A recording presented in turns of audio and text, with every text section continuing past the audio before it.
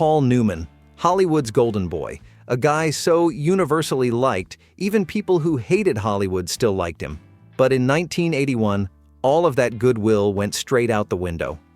Because that's when people started calling him a racist pig. Protesters were out in the streets. There were boycotts. There were fights with the studio. It even got to the point where crews were dodging objects being thrown at them from rooftops. And all of this over a single movie, Fort Apache, the Bronx. So what the hell happened? Alright, so Newman's starring in this gritty crime drama, playing a veteran cop in the South Bronx. The neighborhood is falling apart, crime is everywhere, and his character, Murphy, is just trying to do his job.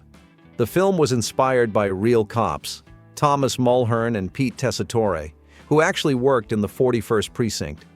That place was a disaster zone. By 1980, most of the people who had lived there were gone. Buildings weren't just abandoned, landlords were torching them for insurance money.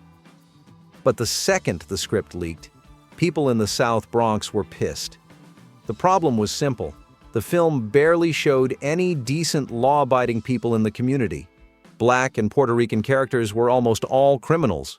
Drug dealers, pimps, addicts, like Pam Grier playing a stoned hooker. And people in the neighborhood were sick of Hollywood treating them like a war zone instead of an actual place where real people lived. So they fought back. The Committee Against Fort Apache was formed, led by activist Gerson Barrero, and they did not hold back. They were in our neighborhood, he said. This was our territory, and they were an invading force.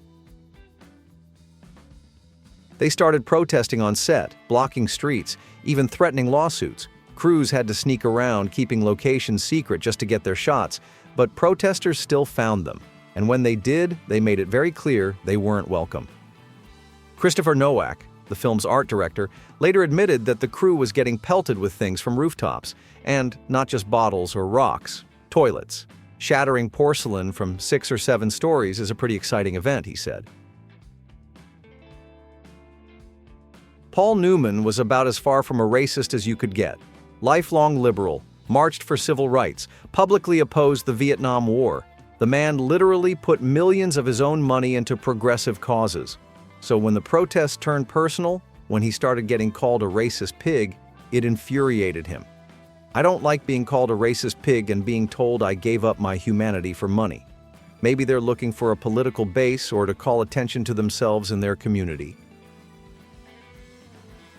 The studio tried to calm things down. They did even tweak the script a little after all the backlash, but not enough to change the overall tone. Then the movie came out, and critics were brutal. Pauline Kael called it a mess, with glimmerings of talent, basically saying Newman was great, but the movie around him was a disaster. Roger Ebert wasn't having it either, calling it the most complete collection of cop movie cliches since McHugh.